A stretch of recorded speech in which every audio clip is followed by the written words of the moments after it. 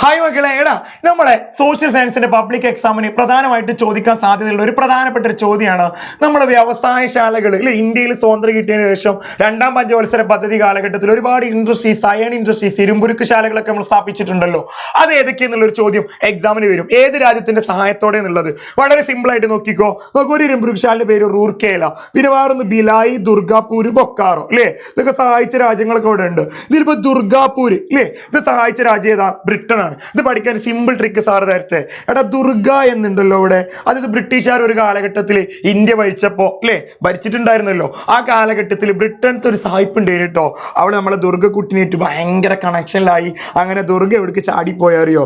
ബ്രിട്ടൻക്ക്. അപ്പൊ ദുർഗ ബ്രിട്ടൻ കിട്ടി. ആ കാര്യമൊക്കെ അല്ലേ. ഇനി ബൊക്കാറോ എന്നുള്ള അവസാനത്തെ അക്ഷരം ഏതാ? റ. അപ്പൊ നമുക്ക് അത് കിട്ടി. ഏതാ പറഞ്ഞാണ്? റഷ്യ. ഇതേപോലെ ബ്രിട്ടീഷുകാർ ഭരിച്ചപ്പോ ഇന്ത്യയിലുള്ള ഒരു ബിലാൽ ഉണ്ട്. ഓൻ ബ്രിട്ടീഷുകാർ അവനെ കൊല്ലുന്ന കരുതിയിട്ട് അവൻ നേരെ എവിടേക്ക് പോയി അറിയോ? റഷ്യയിലേക്ക് പോയി. അപ്പൊ അതും കിട്ടി ഇല്ലേ. ഇനി റൂർക്കേലയാണ് ലാസ്റ്റ് ഉള്ളത്. അത് പിന്നെ ലാസ്റ്റത്തെ ഏതാന്നുള്ളത് അതേപോലെ എന്ത് ചെയ്താൽ മതി? എന്റെ കുട്ടികൾക്ക് കൊടുത്താൽ മതി. ഇനി കൂടുതൽ കാര്യങ്ങൾ അറിയണം, ഇതിലാറ് നല്ല സിമ്പിൾ സാധനം അറിയണമെന്നുണ്ടെങ്കിൽ ഇന്ന് രാത്രി ലൈവിൽ വന്നോ. ഇതിനേക്കാൾ ഡീറ്റെയിൽ എക്സ്പ്ലനേഷൻ ആയിട്ട് സാർ എന്ത് ചെയ്ത് തരും? അവിടെ പറഞ്ഞു തരും. അപ്പോൾ ഓരോ ഇരുമ്പുരുക്ക് ശാലകളും കുട്ടികൾക്ക് അവിടെ പഠിക്കാൻ പറ്റും. കൃത്യം May 30 നമ്മൾ ലൈവ് തുടങ്ങും. ഷാറായിട്ട് വന്നോ, സെറ്റാക്കാം.